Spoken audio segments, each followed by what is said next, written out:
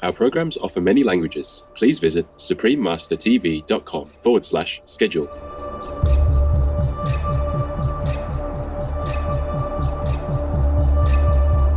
Si on ne comprend pas qu'on est rentré dans une nouvelle ère d'extrême climatique, c'est ici et maintenant que ça se passe, mais effectivement, on passe complètement à côté.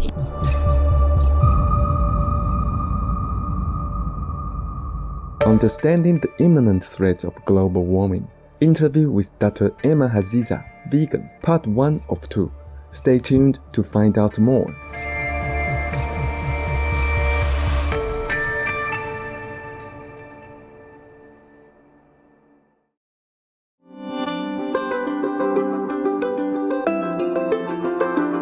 Vegan. Let's prove that we don't want our mouths dripping with blood.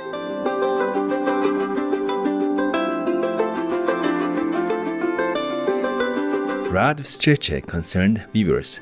That means nice to meet you in Russian, one of the official languages of Transnistria, an autonomous region of Moldova. My name is Petro. The charming people of Transnistria are grateful for people like you who are raising awareness about the benefits of the vegan lifestyle. Welcome to part 1 of our 2-part series, Understanding the Imminent Threats of Global Warming. Interview with Dr. Emma Haziza, vegan, part 1 of 2. Dr. Emma Haziza is a respected hydrological and climate change scientist from France. She is the founder and president of MAIN, a research center that assesses the water-related risks associated with climate change and develops strategies for mitigating their impacts. She works with national and international governments and has taught more than 90,000 students about water-related threats. For her exemplary contributions, Dr. Haziza was honored as a Knight of France's National Order of Merit. On today's episode, Dr. Haziza speaks about one of the most dangerous consequences of global warming, widespread flooding. On a toujours eu des victimes liées au risque d'inondation et que c'est un des premiers risques naturels le plus meurtrier au monde. Ça, on le sait. Mais derrière, ce que l'on vit actuellement, c'est une bascule dans un nouveau monde, avec de nouvelles formes de pluie et un nouveau climat. Et ça, on voit vraiment la main de l'homme qui est arrivée et on voit vraiment ce réchauffement atmosphérique et à quel point ces masses d'air froide, si vous voulez, qui vont se positionner par endroits, vont être alimentées par des masses d'air très chaudes situées à côté. C'est ce qui s'est passé pour l'Allemagne et la Belgique, où au lieu d'avoir des pluies sur plusieurs semaines qui peuvent générer des inondations, on va avoir des pluies de densité telle en aussi peu de temps sur un territoire qui est déjà saturé en eau. Ça, c'est quelque chose qu'on n'avait pas. Le monde est en train de basculer sur un nouveau climat. Il faut prendre conscience de ça parce que on peut plus modéliser des pluies que l'on avait avant. Il va falloir modéliser ces méga inondations.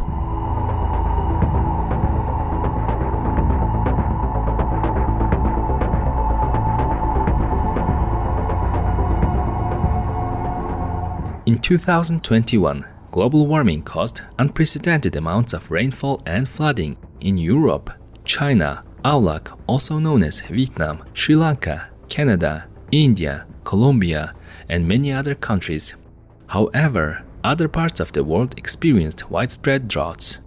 En fait, on vit actuellement des sécheresses partout dans le monde et on avait le sentiment que finalement les sécheresses en Inde, les sécheresses en Asie, on connaissait déjà. Donc c'est une variabilité naturelle et puis ça se passe loin de nous. Et on se disait finalement, nous on craint rien. Ce qui se passe actuellement, c'est que même le Canada, qui est un des plus grands géants mondiaux de l'eau, qui a des réserves d'eau qui sont absolument incroyables, même eux ont vécu ces 2 dernières années des sécheresses inattendues, jamais vécues. Toute l'Europe a vécu des sécheresses extrêmement importantes et on n'est pas juste sur l'Espagne, le Maroc. Si vous remontez, la Belgique a connu ces 4 dernières années des sécheresses historiques. Donc on voit qu'en fait ça remonte à des endroits auxquels on s'attendait pas, des endroits qui avaient plutôt un climat tempéré. Donc on voit bien que on est en train de basculer dans un nouveau système où il n'y a pas des privilégiés et des non privilégiés. Il y a un système qui est revu complètement et tout le monde peut potentiellement avoir ces sécheresses extrêmes. According to the World Meteorological Organization, or WMO, by 2018, 3.6 billion people in the world already had inadequate access to water at least 1 month per year.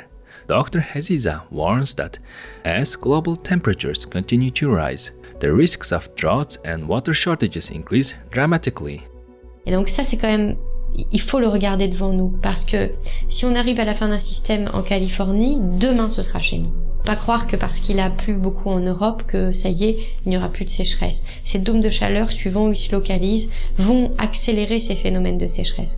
Par exemple, vous pouvez avoir une très bonne recharge des nappes souterraines durant tout l'hiver, et puis il suffit d'une période caniculaire au moment où la végétation est en train de reprendre au printemps, pour qu'en fait, vous basculiez sur une nouvelle sécheresse. One of the gravest risks of drought is uncontrollable wildfires. Dr. Haziza cites the unprecedented fires in California, USA, where the drought during 2021 was the most extreme in the state's 126-year history of record-keeping. Donc en fait, cet état agricole est en train de souffrir comme il n'a jamais souffert. On a toujours eu des variabilités avec plusieurs années de sécheresse. Ce que l'on vit là n'a rien à voir. On est sur ces méga feux, des feux zombies qui passent directement sous la tourbe, et donc en fait qui vont avancer, qu'on a du mal à contraindre. Donc on voit bien qu'on est sur un système qui va lui-même s'emballer, puisque ces feux vont générer eux-mêmes ce que l'on appelle des pyrocumulus, d'énormes gigantesques nuages qui eux-mêmes vont régénérer ensuite de la foudre, et donc vont générer d'autres feux ailleurs. Et donc ce système est en train de s'emballer sous nos yeux. On le voit aujourd'hui. Et donc s'il s'emballe sous nos yeux, si on regarde la Californie, vous avez quasiment plus une goutte d'eau qui coule de la Sierra Nevada. On est en train de se dire c'est pas grave, on va aller chercher cette eau ailleurs, on va la récupérer du Canada. Le problème c'est que le Canada vit lui-même une sécheresse extrême. Donc où est-ce qu'on va récupérer cette eau à un moment donné ? Vous voyez, si on comprend pas qu'on est rentré dans une nouvelle ère d'extrême climatique, c'est ici et maintenant que ça se passe, mais effectivement, on passe complètement à côté.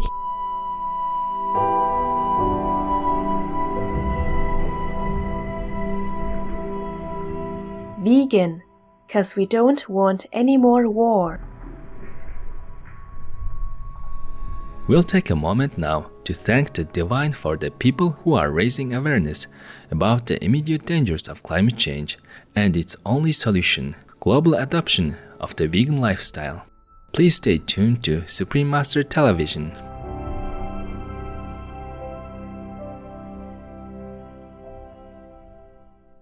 Welcome back to our program, featuring renowned hydrologist Dr. Emma Haziza. During the summer of 2021, parts of Europe experienced record-breaking rainfall and devastating floods. Why doesn't all this rainfall reduce the risk of future droughts? À un moment donné, vous allez avoir des zones où il va y avoir des pluies extrêmement intenses localement, où le sol ne va même pas avoir le temps de boire. Bien sûr qu'il va être saturé, mais il faut des mois et des mois pour alimenter une nappe par percolation, pour qu'ensuite cette nappe puisse se refaire complètement. Si là vous mettez des eaux extrêmement rapides, parce que ce sont des eaux de ruissellement, effectivement l'eau va partir directement et ne va pas en plus servir au milieu naturel. Donc on a ces pluies extrêmes d'un côté, et puis on a ces sécheresses de l'autre.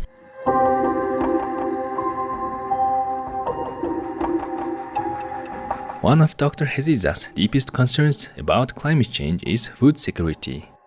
She explains how our current methods of chemical-laden, industrialized farming increase the risk of food shortages. On a effacé la plupart des masses d'eau humide, des réserves d'eau humide, qui permettaient en fait des petits cycles de l'eau à petite échelle. On a enlevé les haies, on a enlevé les arbres, et donc en fait tout ce qui permettait de recréer ce petit cycle de l'eau. Une fois qu'on est sur le continent, il va y avoir des cycles de l'eau à petite échelle qui recréent des pluies locales, de la rosée, et qui permettent de faire tourner un système. Si vous effacez ces systèmes-là au nom du fait qu'il faut industrialiser l'agroalimentaire, enfin par la force de l'agroalimentaire, justement toutes nos exploitations agricoles, en fait, vous basculez dans un système où les sols sont extrêmement pauvres, il n'y a plus de nutriments, il n'y a plus de matière organique, donc ils n'ont plus de moyens de réserve.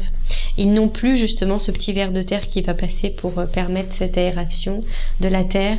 Et vous avez ces grosses machines mécaniques qui vont exploiter à tout va, sans compter les pesticides que l'on retrouve dans nos rivières.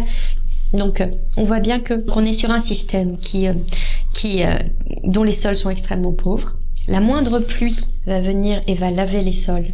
Et donc en fait on va avoir des pertes de sols gigantesques, accélérées par le fait qu'on a enlevé en fait toutes les végétations et toutes les plantations. Numerous scientific studies show that raising animal people for our so-called food is the major cause of deforestation, soil degradation, water pollution, overuse of resources, and other problems. Dr. Haziza believes that the situation on Earth is now extremely dangerous. Et donc derrière, c'est toute notre résilience alimentaire qui est mise en danger. Et si notre résilience alimentaire est mise en danger chez nous, on va aller la chercher ailleurs. Sauf que quand on va la chercher ailleurs, ailleurs aussi elle est mise en danger. Et donc c'est ce qui se passe en ce moment, c'est que le vrai problème de demain, c'est l'alimentation.